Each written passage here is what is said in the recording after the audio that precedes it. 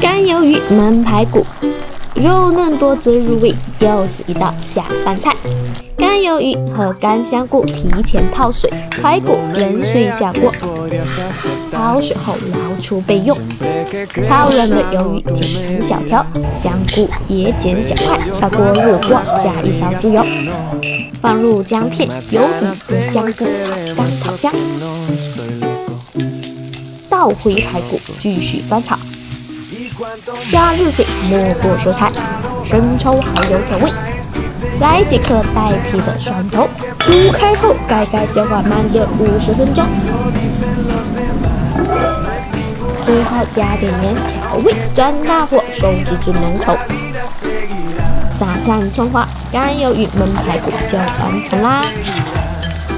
一锅散发肉香，海鲜均香味，排骨肉嫩，一说脱骨。